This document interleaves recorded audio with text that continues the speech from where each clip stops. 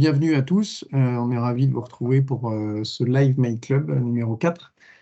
Voilà, voilà, on va commencer à trouver notre rythme dans ces rencontres mensuelles avec vous tous. Donc, n'hésitez pas à mettre vos caméras pour que je puisse mettre des visages derrière vos prénoms et vos noms, et puis que les échanges soient plus faciles.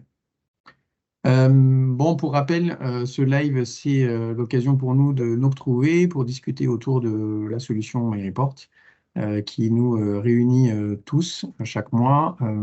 C'est de partager des expériences et on va le voir avec souvent nos expériences chez nous, chez MyReport.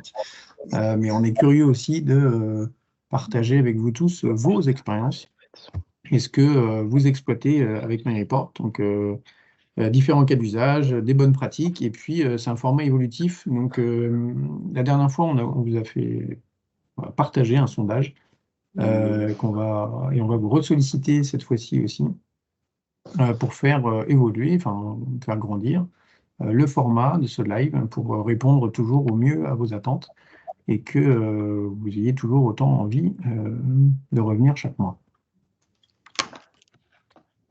Donc, n'hésitez pas, il y a une adresse mail à retenir, myclub@myreport.fr. Alors, juste pour feedback des différents messages que vous pouvez nous envoyer sur MyClub, MyClub, ce n'est pas le support MyReport. Donc, malheureusement, on n'a pas forcément la même réactivité que celle que vous pourriez avoir par le support, ni même la même pertinence, parce que bon, on est quelques-uns à répondre à MyClub pour l'animation de ce live.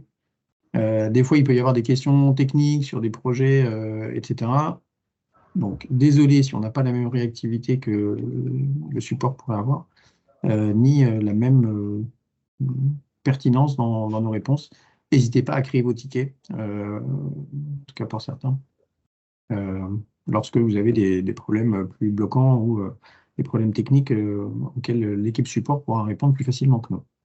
Donc, le MyClub, c'est surtout pour voilà, partager vos astuces, les cas d'usage que vous voulez partager, les interrogations sur l'usage que vous avez de MyReport, moins sur la partie technique, sur des trucs que vous n'arrivez pas à faire. Genre, voilà, je ne veux pas vous interdire de le faire, c'est juste qu'on n'aura peut-être pas forcément la même réactivité. Donc, n'hésitez pas à nous écrire. Ce live est consacré à Page Center. Alors, on a une actualité, MyReport a une actualité forte, puisque la version 6 est sortie le mois dernier, au mois de janvier, et on voulait aussi avoir un peu de vos feedbacks si vous l'avez installé, la version 6. On vous demandera d'ailleurs dans le sondage quelle version vous utilisez de MyReport. En tout cas, dans la version 6, il y a eu un effort très important qui a été fait sur la partie publication dans le center et design, qu'on va partager en partie à travers les questions que vous avez pu nous poser. Allez, on y va. La première question d'Isabelle, pourrions-nous aborder la manipulation des cartes géographiques avec les données et comment cela fonctionne? Alors, c'est toute une chaîne de traitement et c'est tout l'intérêt de MyReport, c'est qu'on traite toute la chaîne, de la captation des données jusqu'à la publication sous forme de carte. Donc, il va y avoir, je vais vous parler de la partie carte dans le center, mais aussi de la partie amont, parce qu'il y a la question du comment ça fonctionne. Alors, l'exemple que j'ai pris ici, donc là, vous êtes dans la nouvelle interface de MyReport Center, dans la version 6. Ici, vous avez deux indicateurs en fait dans les cartes. Le premier indicateur, c'est la couleur que l'on met aux zones géographiques, et puis, donc c'est ce qu'on appelle le chloroplet, et puis l'indicateur d'un point plus ou moins gros en fonction de la valeur qu'on veut afficher. Ce que je voulais partager avec vous, donc ici je vais la mettre en grand écran, c'est bien sûr d'avoir la capacité à montrer la valeur autour d'un département, une région, un pays administratif, mais aussi de pouvoir le faire de façon personnalisée. C'est-à-dire que chez MyReport, on a découpé la France en 4 parties. Il y a une partie qui est Paris, il y a une partie qui est le nord, que l'on voit quand je passe la souris au-dessus, l'ouest, et puis l'est. Et donc, on a cette capacité à dire, OK, on a les villes, les départements, les régions et les pays que tout le monde connaît, mais on a aussi la capacité à personnaliser cela. Et donc, derrière une carte, on a la possibilité de driller, Donc, driller, c'est je rentre dans le détail ici de l'Ouest. Donc, je me remets en grand écran pour que vous voyez bien. Et dans l'Ouest, il y a différents départements, et puis je peux zoomer sur un département en particulier pour arriver aux différentes communes de ce département et avoir son détail. Donc, comment ça fonctionne?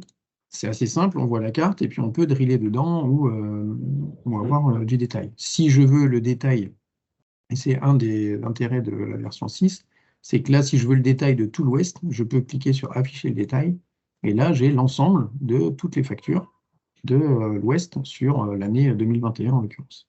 Okay. Je vous ai mis à droite une autre représentation avec, par ordre décroissant, la performance de chaque région. Maintenant, comment on fait ça? Parce que dans le comment ça fonctionne, en fait, on a préparé des informations dans MyReport Data. Donc, dans MyReport Data, j'ai un axe client qui me permet de savoir où est le client, et donc quel est le code postal et la ville.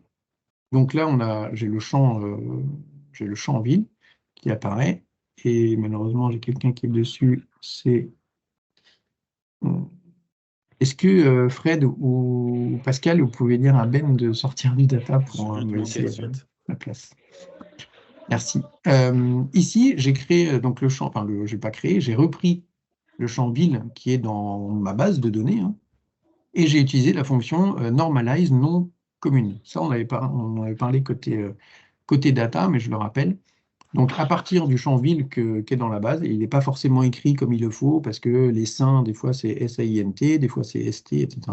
Eh bien, MyReport s'occupe de le normaliser. Et à partir du moment où il y a un code postal, s'il y a 2 fois le même nom de ville, parce que les noms de ville ne sont pas uniques en France, à partir du code postal, il va bien l'identifier. Donc, j'ai la ville, j'ai le département sur 2 caractères, et moi, j'ai créé une table de correspondance entre le code postal, donc 01, 02, 03, et ma région commerciale, Est, Île-de-France, Ouest, etc. Donc, il y a juste à faire cette correspondance entre le département et la région commerciale. Une fois que j'ai fait ça, je fais mon champ région commerciale. Donc, je dis, c'est ma table de correspondance entre mon département et ma table département-région. Derrière, ici, vous avez donc le type de champ localisation, et où là, je spécifie que le champ région commerciale, donc Est, Ouest, Île-de-France, ce n'est pas une région administrative, c'est un référentiel qui va hériter du département. D'accord? Donc le champ de référence va être mon département sur 2 caractères, et je vais hériter de ce référentiel. Donc MyReport va comprendre que le département, c'est la carte géographique de la France, et Est, Ouest, Île-de-France va être impacté en fonction de la répartition que j'ai fait dans ma table de correspondance. À partir du moment où j'ai ça, dans Page, hop, j'ouvre mon Page, et je vais l'ouvrir, donc c'est le Live My Club. Dans ma carte, j'ai juste à déposer mon champ région, commerciale en l'occurrence, région commerciale, département, ville, et donc c'est le niveau de détail dans lequel l'utilisateur va pouvoir descendre pour avoir ses informations. Et donc là, vous voyez que l'indicateur Chloroplet, c'est la couleur que je donne à ma région, mon département, ma ville, à travers le montant. Et puis, j'ai mis en point le nombre de factures qu'on avait réalisées. OK, j'espère avoir répondu à votre question, Isabelle, sur le fonctionnement des cartes géographiques et de comment ça fonctionne. Des retours à faire sur ce point? Je ne sais pas si Isabelle est dans l'assistante, mais voilà, si vous avez des commentaires à faire, si vous utilisez les cartes, n'hésitez pas à le mettre aussi dans le chat, si vous utilisez les cartes ou non. Donc Thibaut, il y a une question dans le chat qui est est-ce que l'on peut importer une table de correspondance MyReport Data plutôt que de la saisir? Donc oui, tout à fait, vous pouvez les importer par du simple copier-coller. Si vous avez votre table de correspondance qui est dans Excel, vous faites copier, coller dans la table de correspondance et ça fonctionne. Autre solution, ne pas passer par une table de correspondance, mais par un fichier Excel. Vous faites le modèle de votre fichier Excel, comme ça, il est dynamique, et vous pouvez laisser l'utilisateur dans Excel faire ses modifications et vous l'implémenter dans le data. Mais là, on est plus côté data. Christophe, j'espère que je n'ai pas sauté, non, c'est bon. Christophe qui nous pose la question suivante, pouvoir mettre une valeur saisie manuellement en filtre sur la gauche qui serait utilisé dans les reports. Ajout d'un pourcentage de marge ou une valeur numérique qui entrerait dans le calcul du tableau de bord. Ratio à appliquer. Alors, l'exemple que je vais vous donner ici, onglet ratio. Donc ici, j'ai fait un listing, je ne suis pas rentré trop dans le détail. J'ai un montant par année et je dis, je veux appliquer un ratio à ce montant-là. Et ce ratio, je veux qu'il soit dynamique. Donc là, par défaut, j'ai mis 0,90. Je laisse la possibilité à l'utilisateur de le changer. Donc ici, j'ai ma condition et je vais mettre 1.1 par exemple. Et là, j'ai mon listing qui se met à jour avec ce ratio, qui est le montant avec ratio. Donc je fais 1.1, si je fais 2, hop, ça me met à jour, on verra, ce sera plus simple. Voilà, j'ai 2 fois le montant. Donc comment j'ai fait ça? Dans Page, j'ai créé donc une condition qui est de type saisie manuelle, saisie libre, pardon, où je mets un champ là qui serait sur le montant, mais presque là, le champ, pour le coup, on s'en fiche. Et l'astuce ici, c'est d'utiliser formule. Pourquoi? Parce que si on clique sur valeur, il va nous demander de sélectionner une valeur parmi le champ qu'on a sélectionné. L'intérêt d'utiliser formule, et donc là, je peux pas mettre une formule, enfin une valeur manuellement. Je peux le faire en utilisant formule. Donc là, j'ai mis 0,8 par défaut. J'aurais pu mettre 0,75, le ratio que vous voulez par défaut, et après, l'utilisateur peut faire ce qu'il veut. Voilà pour la partie conditions manuelles. J'espère avoir répondu à la question de Christophe. Et Christophe, si vous êtes là, n'hésitez pas à me dire. Peut-on paramétrer les seuils pour les indicateurs marqueurs comme les indicateurs chloroplettes? Non, les seuils ne sont pas... donc ça, c'est pour les cartes. La question de Benjamin. Pourquoi on ne définit pas les seuils? Parce que les seuils, en fonction du niveau de profondeur que vous mettez à votre carte, vont changer. C'est-à-dire que par défaut, je suis sur mes régions commerciales, je vais avoir des seuils, je ne sais pas, à la centaine de milliers d'euros. Quand je vais descendre dans le département, je vais descendre au 10 millième, etc. Donc, en fait, la question pourrait avoir son intérêt s'il n'y a pas de drill, si on ne descend pas et on sait que de toute façon, les régions, en tout cas les zones qu'on souhaite analyser sont fixes et on ne descend pas. Maintenant, ce n'est pas traité dans mes reports, c'est forcément dynamique parce que ils ont estimé, en tout cas on peut l'imaginer, que quand on change d'une année à l'autre, les seuils vont changer, etc. Donc, voilà, les seuils sont créés dynamiquement. Peut-on une carte avec multi-report? Oui, on peut faire des cartes avec les multi-reports, il n'y a pas de contrainte là-dessus. Question suivante. J'aimerais créer une présentation sous forme de jauge, mais je ne parviens pas à la trouver. Pourriez-vous m'aider? La question de Adil. Alors, en tout cas, sur la version 6, effectivement, il n'y a pas de notion de jauge. Le parti pris qui a été fait sur les indicateurs comme ça, unique, c'est de faire des KPI.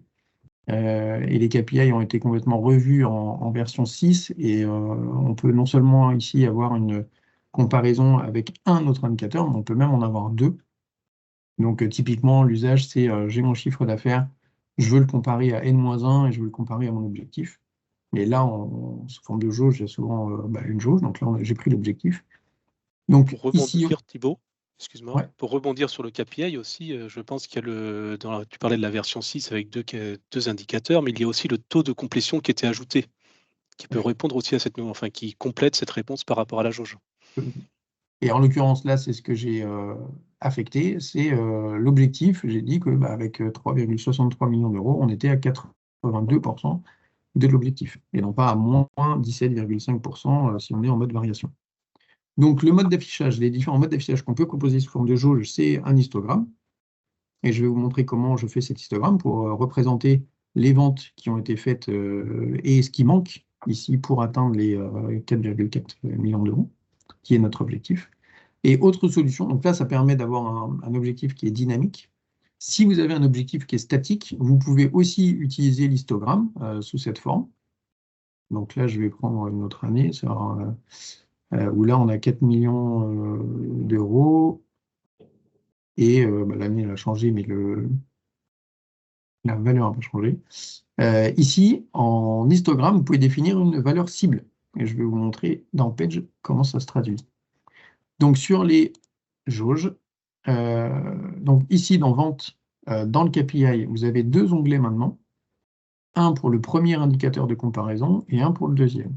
Et comme le disait Pascal, ici, maintenant, vous avez la possibilité soit de faire une variation, de calculer la variation, soit de calculer le taux de complétion de l'indicateur secondaire par rapport à l'indicateur premier, principal. OK, donc là, le changement, c'est que maintenant, il y a deux indicateurs, donc c'est vraiment très pertinent. Enfin, nous, ça nous a vraiment changé notre usage des KPI, d'avoir ces deux indicateurs, et puis d'avoir le taux de complétion. Donc, pour faire la jauge, ici, dans Vente, ça, c'est des techniques, hein, c'est pas tellement le produit, c'est l'usage. J'ai mis le montant et l'objectif.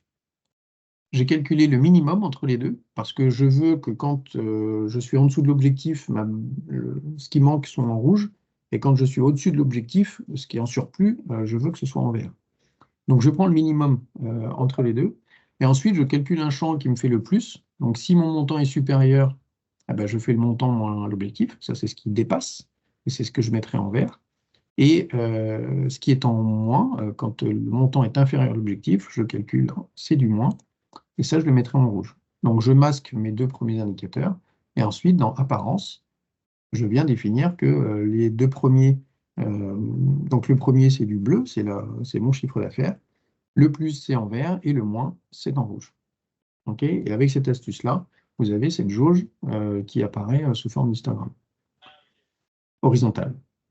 L'histogramme vertical, c'est un histogramme classique, voilà, histogramme groupé. Je mets le montant, et ici, je peux définir, dans Apparence, une valeur cible. Donc là, je définis que ça ne marche que si ma valeur cible est statique. Donc là, j'ai mis 4 millions, j'ai défini la couleur de ma valeur cible, et je me retrouve avec cette valeur qui apparaît ici. OK? Donc, c'est les deux façons, enfin les trois façons de définir une jauge que nous, en tout cas, on utilise. Je ne sais pas s'il y a d'autres usages qui sont pratiqués chez vous sur le fait de matérialiser une jauge. En tout cas, n'hésitez pas à le partager dans le chat. Question suivante. Quelle est la bonne pratique pour pouvoir enregistrer sans publier lorsqu'on modifie un tableau de bord sur une longue période? Donc là, c'est Patrick. Donc Patrick, vous proposiez deux solutions. Effectivement, nous, c'est ce qu'on fait. Enfin, on utilise une des deux. Donc moi, nous, ce qu'on fait, moi, mais chez nos utilisateurs MyReport, c'est qu'effectivement, quand on veut faire un travail sur un dashboard en particulier, je le duplique ici, je le suffixe de la date à laquelle je veux faire mes modifications, et quand on duplique, il nous demande si on veut partager les droits utilisateurs. Donc moi, je mets non, parce que c'est juste une archive, donc je ne partage pas cette archive-là avec les autres utilisateurs. Donc je fais non, je la renomme, je vais dire, OK, ça c'est ma version de 2024-02-13. Je la mets, donc moi je crée des dossiers archives dans lesquels je le stocke, et comme ça je peux faire mes manipulations. Donc ça, c'est si vous êtes sûr de vos modifications. Et en gros, toutes vos modifications, elles sont en prod. Donc faut le faire en général quand les utilisateurs ne sont pas sur le dashboard. Et si vous voulez travailler, vous savez que vous en avez pour un certain temps, bah, vous faites l'inverse. La copie sert de votre base de travail, et au moment où vous avez fini, vous intervertissez les deux dashboards. J'espère que, Patrick, ça répond à votre question. Est-ce que vous avez d'autres usages? Est-ce qu'il y en a d'autres qui font autrement, justement, pour traiter de ce cas? N'hésitez pas.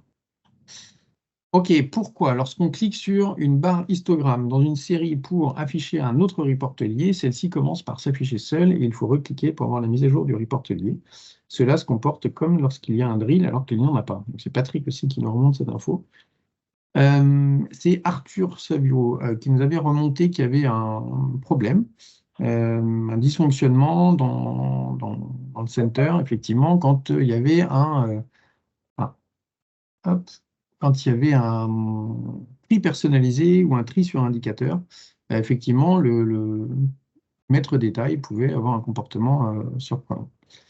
Et donc, ici, dans la version 6, alors je vais fermer une data pour éviter d'avoir toutes ces notifs. Ici, j'ai pris les deux exemples. Ici, on a les ventes par mois et j'ai fixé les mois, puisque vous voyez que ce n'est pas dans l'ordre alphabétique, c'est dans l'ordre des mois. Et ici, j'ai fait un autre tri avec le top des familles, donc j'ai trié sur l'indicateur logiciel. Dans la version 6, j'ai mis un drill et j'ai aussi mis un maître détail. J'ai le choix, soit de driller sur la donnée, donc avoir le détail du mois de mars, et quand je drill, j'ai le détail du mois de mars réparti par famille, et quand je clique sur le logiciel, là, j'ai mon maître détail, ou j'ai aussi la possibilité, avec la version 6, directement d'avoir le détail sur le mois. Donc, en gros, Patrick, vis-à-vis du problème que vous rencontrez avec la version 6, vous n'aurez plus ce problème-là.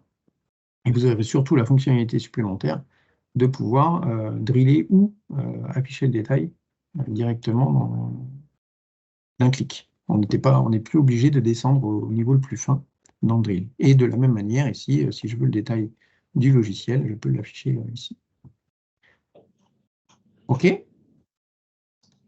Vos retours. Donc ça, c'est les questions que vous avez pu nous poser à travers myclub@myreport.fr. On va aussi vous partager, c'est une section dont je suis friand, vos retours. C'est-à-dire que sur un live précédent, on avait parlé du comment renommer un projet. Et donc, c'est Xavier qui nous remonte que après avoir renommé le projet, il faut penser à redémarrer le service MyReport Server pour que ce renommage soit pris en compte par MyReport. Donc voilà, pensez-y à redémarrer le service quand vous avez renommé un projet. Sondage. Donc, comme je vous le disais en introduction, là, on fait une petite pause sur la présentation, en tout cas sur cette session, sur le sondage, parce que on arrive, donc c'est notre 4e session, on a vu le builder, on a vu le page, le data, aujourd'hui on voit le page et le center, donc on a vu les modules principaux de MyReport. La prochaine fois, on reviendra sur le builder avec le messenger et on a vraiment besoin de vous pour savoir ce que vous voulez qu'on traite, qu'on discute, qu'on partage sur les prochains thèmes. Donc ça peut être des thèmes autour des modules. Dites, moi j'ai envie qu'on travaille sur l'administrator, mais ça peut aussi être des fonctionnalités, le multi-report, ça peut être des cas d'usage en travaillant sur comment on fait une pyramide des âges ou des choses comme ça. Donc voilà, le sondage, il vous est partagé dans le chat. Voilà, ayez-le en tête pour que vous puissiez nous répondre et faire vos retours pour qu'on anime bien ces live MyClub. Les bonnes pratiques autour du Page Center. Bon, il y en a plein et bon, il fallait faire un choix quand même. Mettez un titre à tous vos rapports. Il arrive. Et typiquement, là, on a un exemple. J'arrive sur cette interface. Je sais ici que j'ai les ventes par mois fixées et j'ai un top famille. Et là, je ne sais pas ce que j'ai. Et donc, l'objectif des dashboards qu'on fournit, c'est qu'ils soient vus et donc compris. Parce que quand on ne comprend pas un tableau de bord, on ne retente pas le voir. Si j'ai une aiguille dans ma voiture et je ne sais pas à quoi elle correspond, je ne la regarde plus. Donc, c'est vraiment une bonne pratique et nous, on insiste dessus. C'est qu'un graphique sans titre, on ne sait pas à quoi ça correspond. Donc, on ne sait pas si ce sont des ventes, on ne sait pas si c'est des objectifs, on ne sait pas tout ça. Donc, pensez à mettre des titres surtout au tableau de bord. C'est hyper important pour les utilisateurs. Ce qui va dans le même sens que cette bonne pratique, c'est documenter vos onglets et vos indicateurs. Et pour ça, on est ravi que MyReport ait pensé à ça dans la version 6, parce que vous avez 2 nouvelles fonctionnalités qui apparaissent ici sur la gauche, qui sont d'abord une partie information. Et donc là, dans l'exemple que je peux vous donner ici, information, c'est ce que vous voulez que l'utilisateur sache sur l'onglet sur lequel il est. Donc là, typiquement, on est sur un onglet, c'est une situation client et de fournisseur. À quoi sert cet onglet? Donc là, c'est le contrôle à ce jour de la qualité de la donnée comptable nécessaire à l'établissement des balances âgées, contrôle sur la globalité des comptes, etc. Ces informations-là sont essentielles pour que l'utilisateur comprenne bien l'onglet sur lequel il est. Deuxième niveau de détail, c'est un glossaire ici, qui définit le vocabulaire, qui explique le vocabulaire que vous utilisez dans vos dashboards. Et des fois, il y a des acronymes, des abréviations qui ne sont pas claires, ou même des indicateurs. Quand on dit le chiffre d'affaires, de quoi on parle? C'est le chiffre d'affaires qui ne tient pas compte de tel filtre ou de tel filtre. Eh bien ça, vous avez le moyen maintenant dans la V6 de l'écrire. Et donc ici, qu'est-ce que c'est la date d'échéance non renseignée ou valeur par défaut? C'est la sélection des dates d'échéance non renseignées, les numéros de compte généraux, etc. Et donc, toute cette information, toute cette documentation autour des indicateurs, bah, c'est une bonne pratique pour que les utilisateurs ne soient pas perdus, ils sachent dans quel contexte ils travaillent. C'est sur l'année en cours, c'est sur le mois en cours, c'est sur on parle d'un chiffre d'affaires, c'est sur 12 mois glissants, etc. Tout ça, vous n'aviez pas le moyen de le faire avec les versions précédentes de MyReport. Avec la version 6, vous avez la possibilité de mettre à disposition ces informations auprès des utilisateurs. Autre élément qui est directement accessible pour l'utilisateur, c'est la description ou le sous-titre de votre dashboard en lui-même. Donc, vous avez 3 niveaux. Au niveau du dashboard, situation client, bah, c'est l'analyse des créances, etc. Donc, à quoi ça correspond? Vous pouvez me donner des infos dans cette partie-là. Sur l'onglet dans Informations et sur les indicateurs dans le glossaire. Voilà, donc, c'est des fonctionnalités qui sont très, très appréciables en version 6. Vérifier la disposition en vue mobile ou en mode présentation. C'est aussi des nouveautés de la version 6, où vous avez la possibilité, et donc si je reprends mon exemple ici, j'ai des ventes par mois, un top famille, alors je peux même le faire sur les jauges, c'est encore plus pertinent. Ici, en gros, il faut que j'ai une lecture verticale de mes jauges, donc j'ai mon indicateur avec ma jauge en dessous et ma jauge verticale ensuite. Par défaut, MyReport, dans les versions précédentes, lit toujours de gauche à droite et de haut en bas. Donc, par défaut, en mode présentation, ou sur mobile, mode présentation, c'est l'équivalent de ce que vous verriez sur mobile. J'ai d'abord mon indicateur, ensuite ma jauge verticale, et ensuite ma jauge horizontale. Bon, ça me permet de vous montrer aussi le mode présentation qui est hyper pratique quand on veut faire un peu de, comme on dit, du data storytelling, quand on veut raconter les données, où on a tout un tas d'indicateurs à montrer et que on veut les présenter en grand écran. Donc ici, vous voyez que la lecture, c'était KPI, histogramme vertical, histogramme horizontal. Dans la version 6, on peut changer cette organisation en cliquant ici dans ordre d'affichage et de dire je veux mon histogramme horizontal avant mon histogramme vertical. Et quand je fais OK, quand j'enregistre, ici dans mon mode présentation, j'en rafraîchis et je vais avoir sur mobile ou dans mon mode présentation mon KPI, ensuite mon indicateur horizontal et enfin mon indicateur vertical. Donc ça, c'est très utile typiquement quand vous définissez votre écran en 3 parties, où première partie, c'est le mois en cours, deuxième partie, c'est le cumulé depuis le début de l'année, et troisième partie, c'est les 12 mois glissants.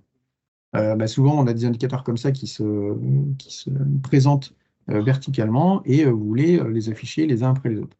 Bon, jusqu'à la version 6, on était obligé de, plutôt que d'avoir 3 colonnes, de plutôt faire 3 blocs horizontaux. Bon, maintenant, vous allez pouvoir maintenir ces blocs verticaux. Et c'est assez utile. Donc, bien réfléchir à la présentation aussi en vue mobile de vos indicateurs. Alterner couleurs chaudes et couleurs froides dans vos palettes de couleurs. Alors, ça a été un vrai débat, un vrai sujet de discussion chez nous sur les palettes de couleurs. Et le résultat de tout ce débat, c'est cette bonne pratique qu'on vous partage ici.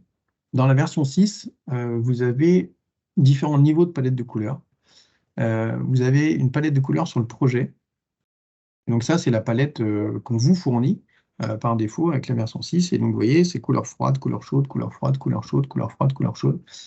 Pourquoi? C'est pour donner un maximum de contraste et que vos graphiques soient les plus lisibles possibles. Et c'est très très important que les graphiques soient les plus lisibles possibles parce que des fois il y en a qui sont très beaux Mais distinguer un bleu comme ça, avec un bleu plus clair, mais juste à côté, c'est compliqué. Donc, niveau projet, donc là, votre directeur artistique, votre responsable, votre infographiste va définir les couleurs de votre charte graphique et il va pouvoir vous les proposer par défaut. Donc ça, c'est au niveau du projet, vous allez pouvoir appliquer cette palette-là. Au niveau du dashboard, vous allez pouvoir appliquer une autre palette. Vous allez pouvoir en créer une ou en utiliser une autre. Je vais sortir de ce projet pour aller sur celui-là pour vous montrer les différentes palettes. Donc, ok, donc ça c'est pour l'aperçu, c'est pas grave. Je vais sur un dashboard. Donc là, j'ai créé différentes palettes pour mon projet. Donc là, je vais créer Divalto, Orange, Air France, etc. Je peux changer ma palette dans le dashboard pour dire je veux utiliser la palette Air France de mon projet. Et donc, quand je regarde ce que ça donne, hop,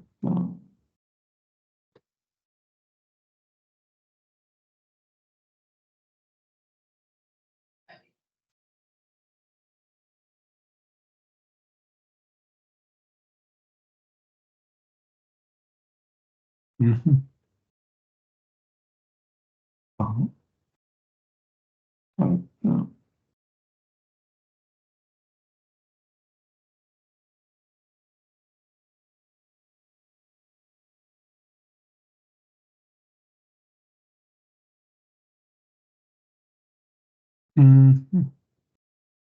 bon, j'ai perdu mon compte.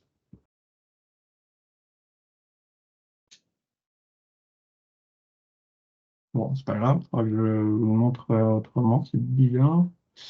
En gros, donc je peux changer ma palette sur le projet, enfin, utiliser une palette du projet. Je peux changer ma palette pour dire je veux une palette personnalisée sur mon dashboard, et je peux encore le faire sur mon rapport. Bon, là, en l'occurrence, hop, si j'ai un graphique, je peux changer encore ma couleur et définir des couleurs personnalisées. L'intérêt de ces trois niveaux de palette, c'est que vous allez pouvoir homogénéiser les palettes de couleurs de vos projets et dire, OK, tous mes dashboards, je veux qu'ils aient la couleur, la charte graphique de mon entreprise. Vous pouvez aussi définir des palettes par service et autres. OK. Et le conseil, la bonne pratique, c'est d'alterner couleur chaude, couleur froide, pour que les graphiques soient les plus visibles possibles. Utiliser les masques automatiques. C'est pareil, c'est encore une nouveauté de MyReport qui est très utile. Je vais revenir sur le projet.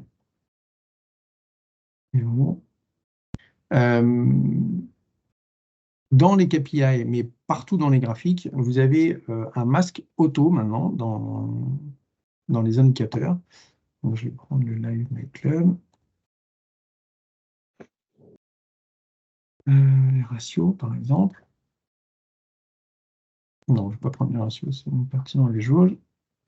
Ici, vous avez la possibilité de définir un masque auto.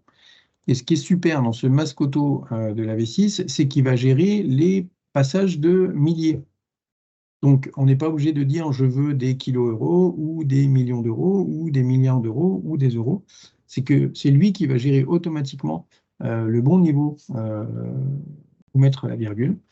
Et donc, si je mets un masque auto avec 2 décimales, eh bien, si j'ai des millions, il me mettra 2 millions,24. Si j'ai des centaines de milliers d'euros, il me mettra 2,24 K euros, etc. Donc, et moi, je ne peux que vous inciter à utiliser ce format-là par défaut. Quand on fait de la data visualisation, on n'est pas en train de faire des relevés comptables, etc. Et donc les centaines, les centimes ou les euros, quand on est sur des millions d'euros, ne sont pas forcément utiles.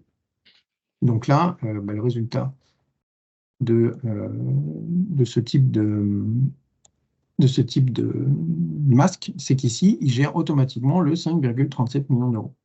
Si je change le filtre, en l'occurrence, je vais prendre un seul mois dans l'année. Je vais mettre un filtre sur le mois.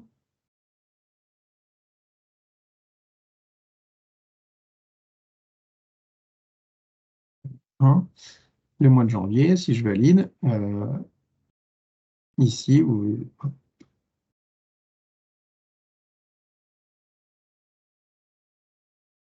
on va passer aux centaines de milliers d'euros, a priori. Est-ce qu'il l'a enregistré? Est-ce que je l'ai enregistré? Peut-être pas enregistré.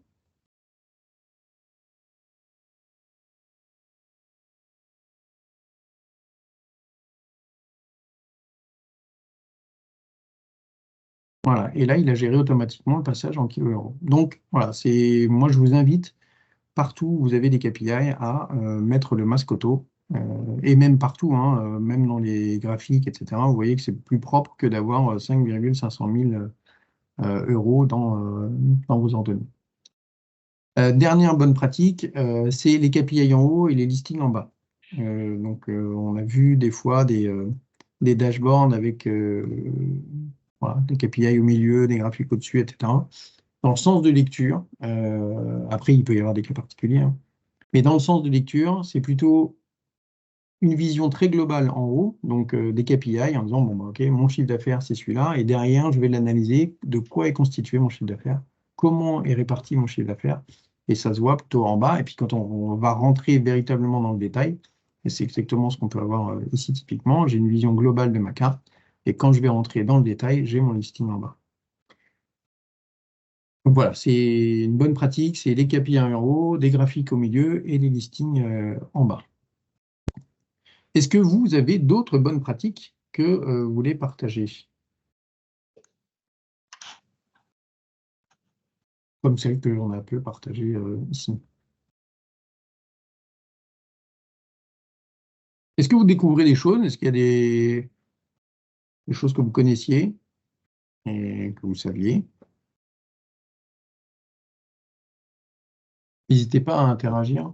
Alors, je ne sais pas, Pascal, Fred, s'il y a des... Il y a eu quelques questions, mais pas trop de réactions par rapport à ce que tu as montré. Non, et puis même les plus courageux peuvent ouvrir leur micro, hein, ponctuellement, on peut faire une petite pause et n'hésitez pas à donner vos avis, vos corrections, vos critiques constructives évidemment, et puis différents sujets, hein, c'est au contraire, on est là pour échanger.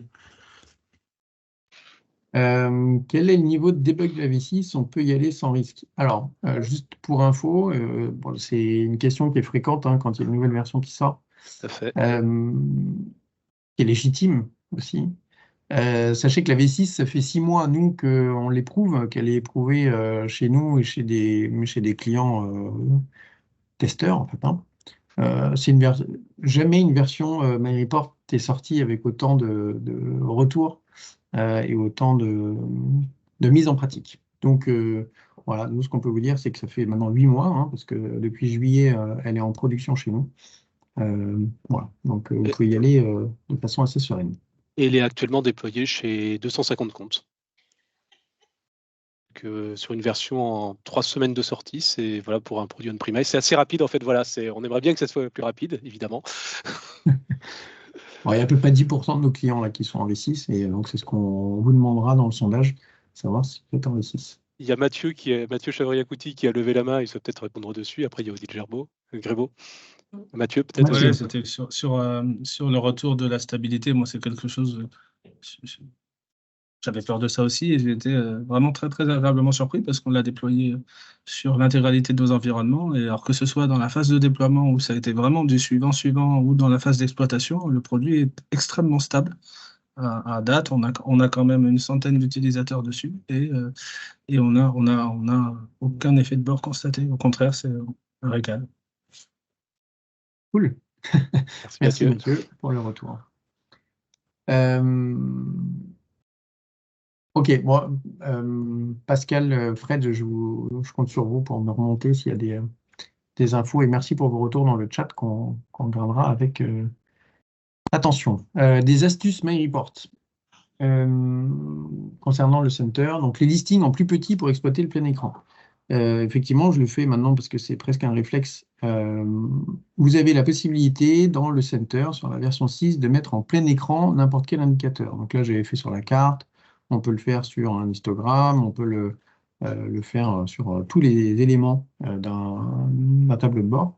Et donc particulièrement sur les listings. Et donc souvent, les listings, quand on fait du maître détail, ils peuvent prendre pas mal de place sur l'écran. Eh bien, le fait d'avoir cette capacité à le mettre en plein écran vous permet de prendre moins de place pour le listing, parce que si je laisse un listing comme ça, il n'est pas tellement pratique à exploiter. En le mettant en plein écran, ben, il garde tout son intérêt quand il est en plein écran, et il prend beaucoup moins de place dans mon interface. Donc une astuce, c'est de mettre des listings qui sont pas forcément, qui prennent pas autant de place qu'avant, en version 5 et antérieure. Et après, les utilisateurs vont prendre le réflexe de le mettre en plein écran pour l'exploiter et le traiter. Donc voilà une des astuces qu'on vous partage. L'archivage des dashboards, donc on en a parlé dans la question de Patrick tout à l'heure. Prenez l'habitude, quand vous faites des travaux importants, d'archiver vos dashboards, donc d'en faire une copie pour revenir dessus si si vous avez un problème ou si vous voulez prendre le temps de tester vos nouveautés, vos nouvelles fonctionnalités. Exploiter le bouton modèle utilisé. Effectivement, dans Page, vous avez ici, en classe, quand on est un peu en phase de maintenance, quand on veut savoir si les modèles sont utilisés, vous avez dans Outils un bouton qui s'appelle Modèle utilisé. Et donc, ce bouton vous recense l'ensemble des modèles qui sont utilisés dans votre dashboard. Donc, quand vous faites du travail, typiquement de changement de modèle, parce que vous avez revu une méthode de calcul, etc., c'est un bouton qui est très pratique pour savoir quel est le modèle qui est utilisé et surtout dans quel rapport il est utilisé. Donc, je ne sais pas si vous le connaissiez, ce bouton, mais il est très utile quand on est en maintenance.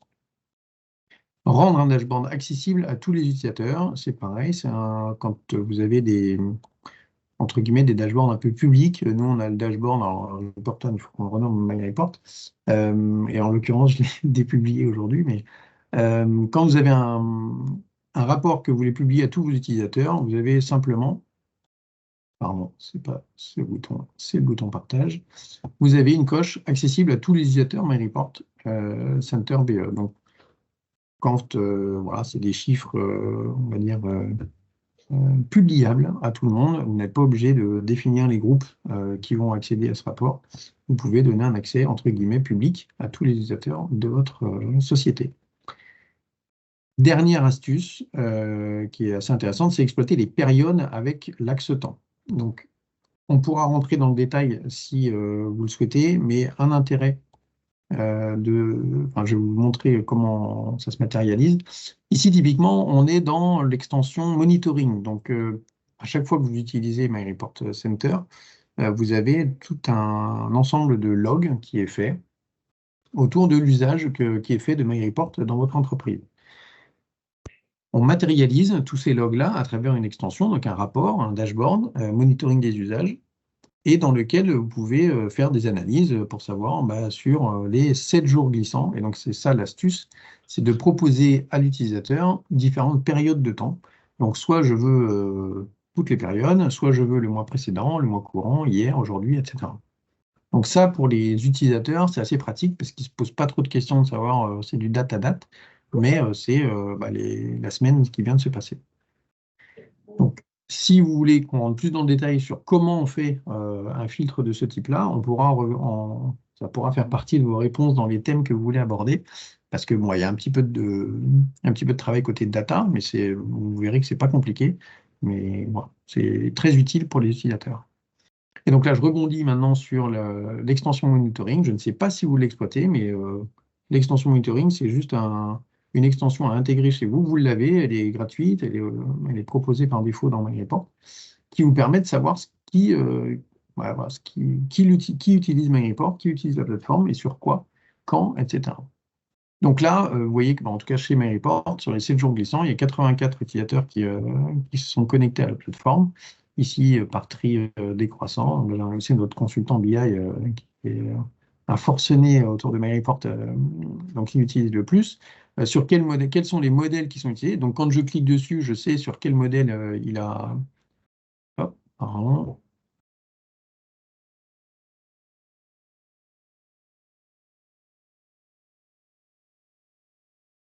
Donc, quand je clique sur Benjamin Loup, je sais sur quel modèle il a utilisé le plus, sur quel classeur, quelle diffusion potentiellement, et quel tableau de bord il a travaillé. On peut faire pareil sur les modèles. Donc là, ici, vente atterrissage, on sait qui l'utilise le plus, etc. Vous avez un suivi temporel. Donc ça, je le mets dans les astuces parce que voilà, c'est quelque chose que tout le monde n'utilise pas forcément, mais qui est assez pertinent. Donc sur les 7 derniers jours, quel est l'usage qu'on a fait par heure? Et vous pouvez driller voilà, à 9 heures quels sont les modèles, les dashboards qui sont utilisés le plus. Et le suivi d'un dashboard en particulier. Voilà, comment on a facturé au loup, les projets, etc. Qui les utilise, quand, etc. Donc voilà, pensez-y, on a cette extension monitoring qui peut être très utile pour vous. Si vous voulez en savoir plus sur la version 6, vous avez une vidéo de présentation de la version 6. Alors, on a mis un QR code, voilà, vous pouvez le flasher. On va vous mettre le lien vers la version 6 dans le chat pour que vous puissiez y accéder. Nous, ça nous intéresse beaucoup. Donc là, je ne suis plus utilisateur MailyReport, je suis plus éditeur MailyReport. Ça nous intéresse beaucoup de savoir dans quelle version vous êtes. Et puis ensuite, dans la communauté des utilisateurs, c'est intéressant de savoir, l'intérêt de savoir dans quelle version vous êtes, c'est quel est le niveau d'information que l'on peut échanger entre nous sur les nouvelles fonctionnalités, sur ce que vous utilisiez avant avec les anciennes versions et ce que vous pourriez utiliser avec les nouvelles versions. Donc, n'hésitez pas à aller voir ce qu'il y a dans la version 6 pour voilà, vous en avez eu un aperçu dans les bonnes pratiques qu'on vous a données aujourd'hui, mais il y a plein d'autres fonctionnalités. Des cas d'usage, donc le monitoring, et ensuite, on voulait vous faire un petit focus sur les deux extensions, extension finance et extension RH, que MailyReport édite parce que c'est pareil, elles sont très utiles. Nous, on s'en sert en tout cas. Donc ici, vous avez, donc c'est une extension qu'on fait derrière 7 jeux 100. Elles existent aussi derrière CJDX RPFlex. Elles vont exister derrière EBP, derrière Divalto. Bref, c'est des extensions et ça nous intéressera. Et c'est une question qu'on vous pose dans le sondage de savoir quelles sont les sources de données que vous exploitez. Donc derrière 7 jeux 100, donc derrière cette extension finance qu'on propose, derrière ces différentes sources, vous avez 3 niveaux. Le niveau de pilotage, suivi d'activité. Donc là, c'est globalement, on est dans la finance, hein, donc c'est pareil, hein, vous avez les informations et le glossaire qui vous permet de savoir de quoi on parle. Les informations sur le mois avec un SIG, la marge brute, la valeur ajoutée, le BE, etc. Donc ça, c'est celui du mois. Le cumulé à date, donc là, au 31/12/2023. J'ai une question par rapport à l'extension. Est-ce que donc les modèles seront déjà on va dire préfaits ou il faudra quand même tous les construire? C'est tout. Alors l'intérêt des extensions, justement, c'est que vous n'avez rien à faire. C'est-à-dire que si vous êtes derrière ces produits-là, donc ce que j'évoquais, hein, 7 jeux 100, CGID et autres, vous avez installé l'extension. Il y a les ETL à lancer, hein, mais à partir du moment où vous avez fait les ETL, vous avez ces dashboards. D'accord, super. Et donc, ça fera partie des questions aussi qu'on a dans le sondage, si vous les avez déjà vues, si vous savez de quoi ils retournent. Mais en tout cas, l'objectif, c'est que vous n'ayez rien à faire, vous ayez déjà tous ces dashboards qui soient conçus. Donc, il y a les modèles qui sont avec. Vous pouvez surcharger ces modèles. Donc, si vous avez des champs personnalisés, etc., vous pouvez les ajouter et modifier ces dashboards. Alors, les modifier, vous ne pouvez pas modifier les dashboards, mais vous pouvez les copier pour en faire pour intégrer vos nouveaux champs. Okay. Merci. OK. Donc ça, c'est pour... alors, il y en a... Voilà, il y en a... On va réfléchir. Je pense qu'il y a Teams qui prend de la place. Il y a le pilotage. Donc, un que j'adore, c'est le suivi client et fournisseur. Donc, avec une balance AG qui vous permet de savoir combien vos clients vous doivent, le montant échu, le montant à échoir, avec une répartition par période de retard, qui a plus de 90 jours de retard, etc. Donc ça, c'est hyper visuel et tout de suite à mettre en pratique. Et pareil pour la balance AG fournisseur, avec les échéances échues ou à échoir. D'autres éléments sur l'analyse financière. avec des indicateurs qu'on vous a préparamétrés.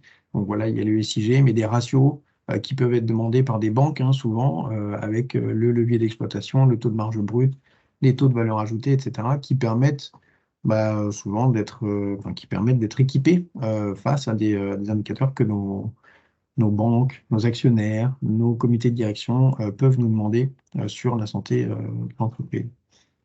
Donc ça, c'est sur la finance. Donc, je vous invite, c'est pareil, hein, on vous partagera les vidéos autour de ces différentes extensions. Et puis, il y a la même chose sur les données RH. Donc, il y a du Luca aussi, mais il y a la DSN. Et sur la DSN, vous avez plein d'informations sur le bilan social, donc les effectifs de l'entreprise, la distribution des effectifs de l'entreprise avec les pyramides des âges, l'évolution des effectifs avec la répartition par type de contrat, les CDI, les CDD, la distribution suivant les pays, suivant la tranche salariale, etc. Ce que vous avez d'autre, les rémunérations, des informations sur les salaires les plus payés, la répartition homme-femme, la hiérarchie des rémunérations annuelles ou mensuelles, la gestion des primes. Vous avez tout un tas d'indicateurs qui sont très utiles dans le suivi des données RH. Avec l'index L'égalité aussi, femmes-hommes, qui est des indicateurs annuels que vous devez fournir chaque fin d'année à l'administration. Là, vous allez pouvoir les suivre tout au long de l'année et ne pas attendre la fin de l'année pour vous dire, OK, est-ce que j'ai une bonne note ou une mauvaise note? Donc, tous ces indicateurs-là sont calculés automatiquement avec les explications de comment ils sont calculés pour que vous ayez tout le détail pour chaque employé par tranche d'âge, etc. Donc, tout ça, c'est des choses qui sont demandées et que vous n'avez plus à faire dans Excel, à produire, à aller chercher des exports, etc. Donc, je ne sais pas si vous avez des profils autour des RH, mais sachez que tout ça, c'est proposé avec l'extension DSN. Il y a encore une extension sur Luca, sur des données plus SIRH, sur les entretiens, les absences, les congés, etc. Voilà, tout ça, c'est un ensemble d'informations qu'on vous propose et c'est entre guillemets, c'est des cas d'usage qu'on vous partage ici. Dernier élément qu'on voulait vous partager, je vérifie que c'est celui-là, oui, c'est l'embedded, c'est la capacité, je ne sais pas si vous l'utilisez, la capacité d'intégrer des rapports MyReport dans vos portails à vous. Et donc, on a un exemple. Donc, on avait un super exemple qui était notre portail, MyPortal, mais on en a un autre ici, qui s'appelle Demo, non, c'est Embedded, pardon. Là, ici, on a créé un site web fictif, MyReport Embedded, justement pour présenter les capacités de MyReport. Et donc, le principe, c'est que vous allez définir des rapports dans MyReport Page, et ces rapports-là vont être intégrés dans une page web. Donc là, ce sont des rapports que vous reconnaissez, rapports faits avec MyReport, et vous les intégrez, donc il ne faut plus passer par le center pour y accéder, vous y accédez directement depuis n'importe quel site. Bon, là, c'est des graphiques. Là, vous pouvez avoir du maître détail, du graphique combiné. Vous avez tout ce que vous savez faire avec MyReport Page. Et la simplicité de le faire avec MyReport Page, vous allez pouvoir l'intégrer sur vos sites. Donc, si vous avez des portails d'entreprise, en tout cas, là, on avait envie de vous partager ces cas d'usage-là parce que ça peut être très utile que directement dans votre portail, vous intégriez des données qui viennent de MyReport. Comment on fait? Ici, c'est dans Page. Vous avez un bouton ici qui s'appelle Mode Embedded. Donc là, je vais reprendre mon dashboard Live My Club. Quand vous cliquez dessus, ça vous donne toutes les infos nécessaires pour faire de l'intégration. Donc là, par défaut, je dis l'accès à mon rapport. Donc ici, j'ai fait mes jauges là. Il est libre. Donc, si je fais un aperçu, hop, je vous montre là. J'ai les informations qui me permettent de l'intégrer. Là, je suis sur du libre, donc je n'ai pas d'authentification, je n'ai pas de contraintes de données, etc. Donc j'ai juste à intégrer mon iframe. Donc je copie ce code-là et je viens de l'intégrer dans ma page web et tout le monde peut y accéder. C'est ouvert. Bon, sachez que ce mode-là, il va être bridé dans peu de temps par Google avec Chrome, etc. Donc voilà, c'est temporaire, mais en tout cas jusqu'ici, ça fonctionnait. Donc vous avez juste à copier cette URL, enfin cet iframe, dans votre code de votre page web et c'est bon. Le deuxième mode, qu'on conseille bien évidemment, c'est le mode où vous contrôlez les données qui sont partagées. Et là, vous avez tout le code à coller dans votre interface. Donc vous copiez. Là, je rentre un peu dans la technique, hein, mais il y a aussi des technophiles dans l'assistance. Donc vous copiez ce code-là, vous intégrez dans votre page web et il va vous remonter donc, les tokens. Donc les tokens, ce sont des jetons qui permettent d'autoriser MyReport à afficher l'information sur le portail avec les bonnes données de l'utilisateur qui se connecte. Donc, voilà, donc c'est ce bouton-là, Mode Embedded, que vous utilisez pour pouvoir intégrer vos rapports dans votre portail. Et ça, c'est l'usage qu'on peut faire aussi de MyReport Center. Thibaut, je me permets de t'interrompre, je vois une main Oui. levée. Marc Kozik, peut-être est-ce une fausse Ouais. manip? Non, c'est pas du tout. super, c'est génial. Une petite question justement sur l'embedded. Donc, on peut connecter un compte client éventuellement avec un login, mot de passe d'une application tierce avec cet embedded?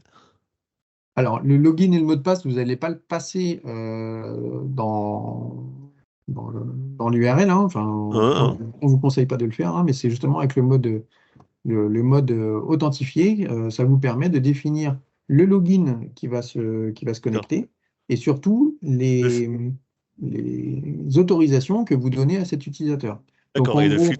MyReport ne connaît pas votre utilisateur. C'est vous qui le D'accord. connaissez, c'est le site hôte qui connaît l'utilisateur. Oui. Donc, Marc, il a le droit à la région Est. Donc, vous spécifiez à MyReport, OK, c'est Marc qui se connecte et il a le droit à la région Est. Donc, tu me filtres ce rapport pour afficher que les données de l'Est. Et où trouve-t-on de la doc sur l'usage de l'embedded justement? Alors, on Alors, va dans vous le- envoyer Très le lien. succinct. Ouais, c'est très. Merci pour la question, parce que vous avez ici, dans tous les produits, aide en ligne avec manuel d'exploitation. Le manuel d'exploitation vous explique tous les éléments justement un peu techniques que vous avez à savoir dans l'usage de MyReport. Donc typiquement, le manuel d'exploitation, enfin, comment utiliser MyReport Embedded, etc., c'est dans ce manuel d'exploitation. C'est très succinct le paragraphe sur l'embedded. Tout à fait. Donc l'embedded, en fait, c'est une intégration dans une application tierce. Il y a aussi un lien que l'on vient de vous rajouter, le embedded.myreport.fr, qui donne quelques éléments supplémentaires. Ah, ok. Mais donc sur quelques exemples de fonctionnement, mais voilà, le principe de l'embedded, les grandes lignes, comme Thibaut l'expliquait, c'est des filtres sur exploiter les attributs du projet et Ok. ensuite filtrer sur ces attributs. En fait, c'est lorsqu'on fait l'appel embedded qu'on renseigne les attributs, ce qui va vous permettre de préciser le contexte utilisateur. C'est les grandes lignes hein, et il y a moyen d'en parler pendant un certain temps de l'embedded, effectivement. Non, mais n'hésitez pas, enfin, c'est hyper intéressant. Hein, si vous avez des questions sur l'usage, n'hésitez pas à nous le remonter pour qu'on puisse vous accompagner. Ok, merci. Thibaut, là, j'en profite. Il y avait, alors là, on était parti sur embedded. Je ne sais pas s'il y avait tout à l'heure une question qui se rapprochait un peu entre guillemets, d'une astuce.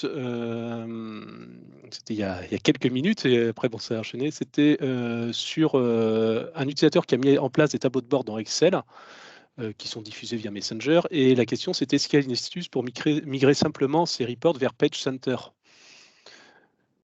Donc, lorsqu'on est dans My Report Builder, on a moyen d'exporter le paramétrage du tableau de bord, donc les champs, mais aussi les filtres, ce qui peut être une des parties un peu complexes de la construction d'un report, pour les retrouver ensuite et réimporter ça dans My Report Page. Après, bien entendu, il faudra retravailler la mise en forme, et je ne sais pas si ça répond à la question que vous aviez. Donc, tout à l'heure, c'était Yacine. Donc là, je vais l'illustrer. Hein. Donc, je ne sais pas si j'ai un Excel ouvert avec des données, mais peu importe. Quand vous faites un rapport, quand vous récupérez le paramétrage d'un rapport dans le builder, ici dans Outils, vous avez enregistré sous. Et donc, vous pouvez l'enregistrer sous le nom Toto. Et derrière, dans Page, vous avez la possibilité, quand vous créez un rapport, d'ouvrir ce même fichier. Donc là, vous allez ouvrir, et là, vous pouvez ouvrir les différents rapports que vous avez fait. Bah, là, typiquement, j'ai fait un rapport sur la saisonnalité des renouvellements. Eh bien, je récupère ces données, et là, j'ai tout mon paramétrage, et j'ai plus qu'à l'exploiter. Et donc là, c'est ce que disait Pascal. En général, quand on passe de Excel au Center, eh bien, on transforme ces tableaux croisés plutôt en graphique, en histogramme, etc. OK. Est-ce qu'il y a d'autres questions comme ça en live auxquelles on pourrait répondre? En tout cas, Ah si, j'avais une dernière question, parce qu'il y a des questions qui arrivent sur MyClub et qui ne sont pas forcément du sujet du live. Est-il possible de désactiver la sauvegarde automatique des fichiers Excel lors du lancement des mises à jour? Donc c'est Martine qui me posait cette question-là. C'est juste pour partager avec vous tous, c'est rapide. Oui, vous pouvez les désactiver. Vous allez dans les préférences du builder. Ici, vous allez dans les préférences, et dans Avancées, vous avez la possibilité de désactiver la sauvegarde automatique. Bon, on ne conseille pas de le faire parce que la sauvegarde est utile quand vous voulez annuler, vous faites des erreurs de manip. Maintenant, effectivement, dans certains cas, c'est utile de ne pas avoir cette sauvegarde parce que les mises à jour peuvent être un peu plus longues, etc. Voilà, c'était juste une petite aparté builder pour ne pas attendre encore un mois pour répondre à cette question. Je réinsiste sur le sondage qu'on vous a partagé et qu'on peut vous repartager encore dans le chat. Voilà, pour animer cette communauté et pour la faire grandir pour qu'elle soit la plus pertinente possible, n'hésitez pas à répondre à ce sondage.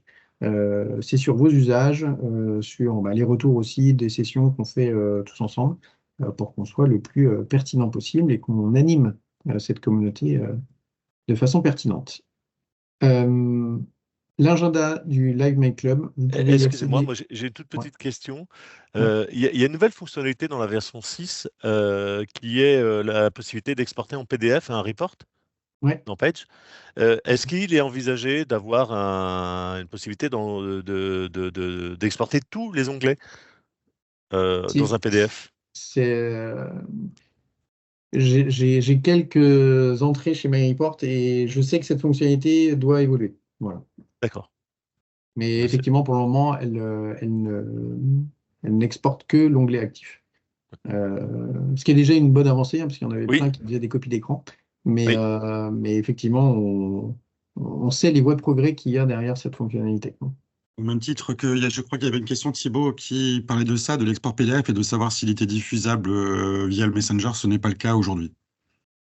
Ouais. Il y a eu beaucoup d'interactions, Thibaut, dans le chat. Je crains qu'on n'ait pas répondu à toutes les questions. Si certains trépignent, n'hésitez pas à la copier-coller tout en bas du chat pour la remettre en évidence. Parce qu'il y a eu un moment où il y avait pas mal d'activités, voilà, pour tout vous dire. Donc, désolé si cool. on a Moi, on a raté quelques-unes. je suis ravi, et j'ai peut-être encore pris un peu trop la parole, mais voilà, c'est très bien s'il y a des interactions. Sachez que donc il y a l'agenda du live qui est accessible sur cette URL que vous avez dans les mails de remerciements, etc. Voilà, ça vous permet de savoir quelles sont les dates des prochains lives et d'avoir les replays aussi des lives précédents. Écrivez-nous à myclub@myreport.fr pour nous faire vos retours. On est vraiment très friand de tout ce que vous pouvez nous remonter comme astuces, comme cas d'usage, comme bonne pratique. Vous êtes des utilisateurs autant que nous, et on n'a pas la vérité sur tout, et surtout on n'a pas tous vos contextes, donc n'hésitez pas à nous les partager sur MyClub. Voilà, Voilà. on compte vraiment sur vous, sur le sondage. Je pense qu'il faut 10 minutes pour répondre. Il y a 17 questions qui sont plus ou moins importantes, mais surtout les premières, n'hésitez pas à y répondre parce que voilà, c'est comme ça qu'on va faire évoluer le live du mieux possible. Un grand Thibaut, merci à vous tous pour être présents. Thibaut, je Ouais, me prie, je vois Anthony Buton là, qui parlait qui avait une question qui arrivait tout à la fin et je voyais qu'il y a des pouces, je ne l'avais pas vu dans le fil, mais envisagez-vous de donner la main sur la taille des polices? Alors à terme, beaucoup de réactions négatives sur ce sujet par les utilisateurs, donc j'imagine Anthony qu'on parle de la taille des polices dans le center. C'est tout à fait ça, oui. C'est Et ça. c'est toutes les polices ou... Non, ça dépend des graphiques, en fait. Il y a des graphiques, notamment tout ce qui est histogramme. On a perdu un peu la taille et alors, c'est vrai qu'aussi que je diffuse sur des écrans de télé. parce que j'ai des groupes de télévendeurs qui font qu'ils regardent leur stats en temps réel et maintenant ils voient plus leur nom, par exemple. Et, Ici, et là, pour le donc coup, on parle typiquement de libellés de ouais, l'abscisse. alors c'est pas des comme ça, mais c'est sur le même principe. Et c'est vrai que ça grogne parce que les mecs, ils sont obligés de se déplacer pour regarder maintenant. Et j'ai cherché partout, mais c'est vrai que j'ai pas trouvé comment augmenter cette taille de police. J'ai l'impression qu'elle est verrouillée, je pense, par rapport à tout ce qui est tablette, sans doute, pour pouvoir être un peu plus souple sur tout ce qui est tablette et téléphone. Mais c'est vrai que par rapport à des écrans de télé, alors il y en a certains que j'ai réussi à retravailler, mais d'autres, j'y arrive pas. Ouais. Anthony, est-ce que C'est un tu peu voudrais dommage. bien m'envoyer, si tu veux bien, une photo de Ouais, l'écran ouais, TV pour voir ce que ça rend et me l'envoyer par mail? Je pas remonterai de le souci. sujet. Ouais, pas de souci. Pas de Merci souci, je fais beaucoup. ça. Ça marche. Bon, merci pour votre, Et il y a voilà, Thi- votre disponibilité, votre temps. Thibaut, il y a Fabien qui lève la main. Et si Fabien, pardon. t'as encore. Ah oui, Fabien. Si j'ai encore un peu de temps. Bien sûr. Oui, oui, bien sûr. J'ai une question, c'est peut-être moi qui n'arrive pas très bien à utiliser le truc. J'ai un anneau avec 6 compartiments. Avec chacun, j'ai paramétré une couleur, on va dire, pour chaque partie de l'anneau. Si j'ai 0 données dans un compartiment de l'anneau, les couleurs sont en fait dans l'ordre et pas en fonction du libellé. Est-ce que c'est normal et est-ce qu'il y a un moyen d'arranger le truc? Oui, donc c'est normal. D'accord. Et comment on traite le problème? Donc là, on imagine que des canaux, ici, nous, on en a, voilà, on en a 8. Ouais. L'idée, c'est de fixer ces éléments-là. Donc dans tri, ici, tu fais un tri personnalisé. Et donc là, tu dis Ok. que tu veux toujours afficher les valeurs de tri, même si vide. Ok. Et donc, toi, tu as défini, pardon, je dis toi, mais très bien. Vous pouvez définir l'ordre qui va bien pour que l'ordre des libellés dans l'anneau corresponde à D'accord. l'ordre des couleurs. Et même si indirect, il n'y a pas de valeur, eh bien, la couleur ne s'affichera pas et ça ne perturbera pas les couleurs suivantes. Ok. Même si les valeurs sont via une formule. C'est-à-dire qu'elles sont pas. Oui, oui, ça ne change rien. Ça. Ok. Ok, merci. Ok. Avec plaisir. Pas d'autres questions à chaud? J'espère qu'on n'a frustré personne. J'espère aussi. Bon, en tout cas, moi j'étais ravi de partager ça. Je ne sais pas combien on était, ni voilà. En tout cas, merci d'avoir Une petite interagi dans le chat. Et puis les prochaines fois, n'hésitez pas à interagir aussi par la voix. C'est toujours un plaisir d'échanger avec vous tous. On vous donne rendez-vous le 26 mars autour de MyReport Builder. On retourne sur le Builder avec un axe particulier sur le Messenger. Si vous avez des questions sur ce sujet, mais sur tous les autres sujets, n'hésitez pas, myclub@myreport.fr. Très bonne fin d'après-midi et à très vite.